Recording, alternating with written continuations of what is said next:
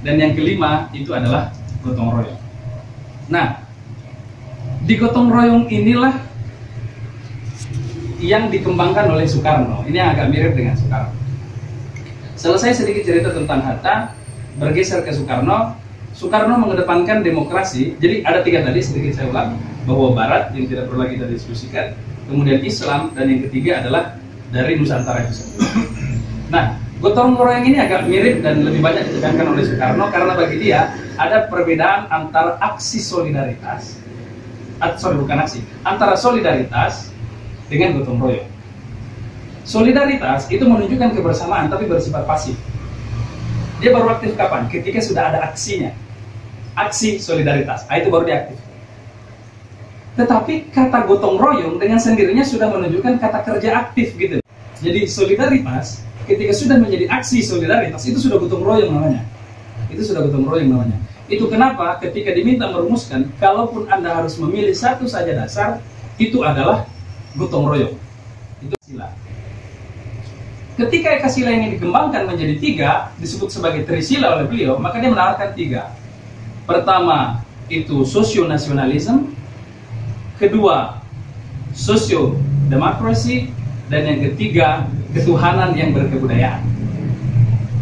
Lalu ketika dipecahkan lagi, jadi saya balik dari belakang ya, karena kebetulan kita berangkat dari gotong royong. Kalau aslinya pidato beliau mulai dari 5, nego 3, turun 1.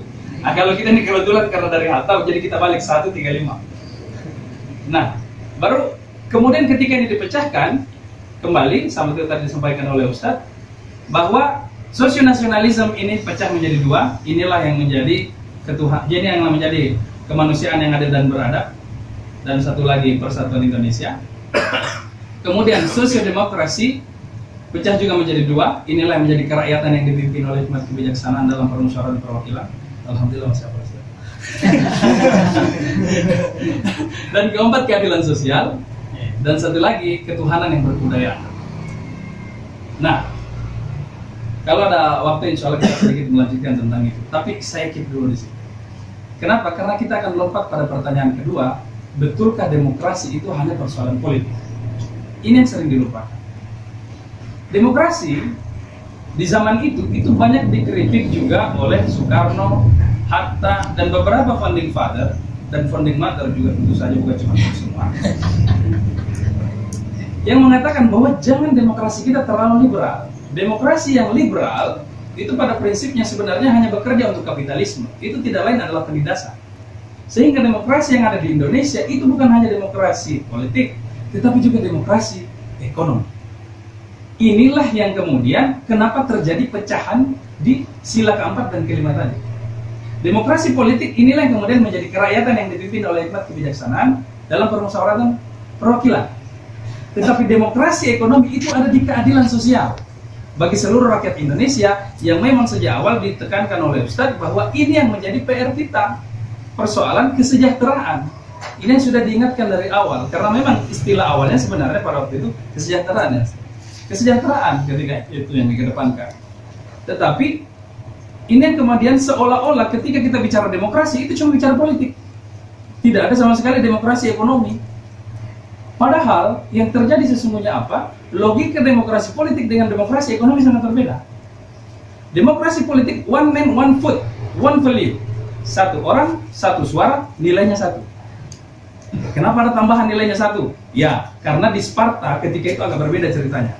Teman-teman biasa nonton rap di YouTube itu, ada antara 2 kelompok rapper atau antara 2 kelompok dance. Kelompok A, siapa pendukungnya? Diukurnya dari apa? Suaranya, wah.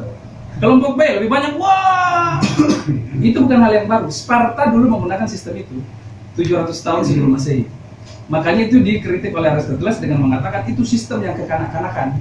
Maka ditawarkanlah oleh sistem yang one man, one vote, sekalipun ketika itu bersifat elitis.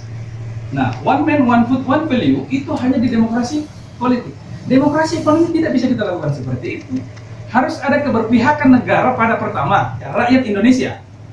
Ketika pengusaha Indonesia dengan pengusaha asing masuk di Indonesia, jangan diperlakukan sama dong.